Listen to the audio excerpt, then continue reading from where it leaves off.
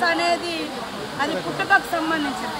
అంటే ఈయనతోటి బీఆర్ఎస్లో తెలంగాణ వస్తే కొత్త సాంప్రదాయాలు కొత్త విధానాలని చెప్పి వచ్చిన తెల్లారే టీడీపీలో ఉన్నటువంటి వాళ్ళను కాంగ్రెస్లో ఉన్నటువంటి వాళ్ళను జైన్ చేసుకున్నప్పుడు వాళ్ళు ఏ జైన్స్ అనుకున్నవయ్యా నేను అడుగుతున్నా.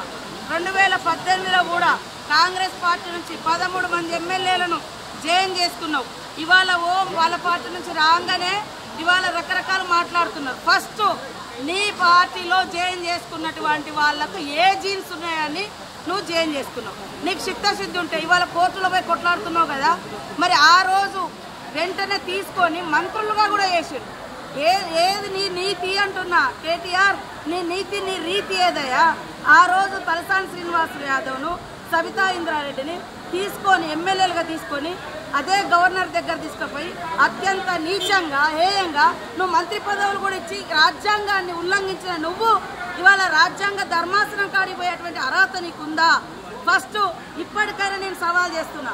మా పార్టీలోకి వచ్చినటువంటి ఎమ్మెల్యేలు నువ్వు అంటున్నావు కదా, దానికి పునాదిగా నువ్వు కొత్త రాష్ట్రంలో మొత్తం 2014లో 2018లో ఎవరున్నా కూడా పాపం సర్పంచులున్నా, ఎంపీటీసీలున్నా, జెడ్పీటీసీలున్నా, ఎమ్మెల్యేలున్నా, ఎంపీలున్నా అందరినీ భయపెట్టి బలవంతం చేసి రకరకాలుగా తీసుకొని అలాంటి మార్పిళ్లకు శ్రీకారం కొత్త తెలంగాణలో చుట్టింది నువ్వు.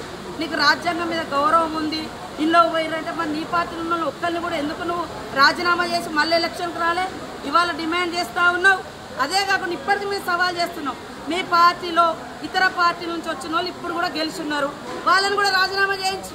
ఆ రోజు మా పార్టీ నుంచి వచ్చిన వాళ్ళు సబితా ఇంద్రారెడ్డి కానీ, సుధీర్ రెడ్డి కానీ, లేకుంటే ఇతర టీడీపీ నుంచి వచ్చిన తలసాని శ్రీనివాస్ యాదవ్ కానీ, మళ్ళీ ఇప్పుడు ఎమ్మెల్యేలు ఉన్నారు కదా, ఆ రోజు వాళ్ళు రాజీనామా చేయకుండా మీ పార్టీలకు వచ్చారు కదా, మీ పార్టీలకు ఈరోజు రాజీనామా చేయించప్పుడు మా దాంట్లోకి వచ్చిన వాళ్ళు అడిగితే జనం హర్షిస్తారు. కానీ నీకో నీతి మందికో నీతి అనడం ఇది ఎవరు కూడా హర్షించరు.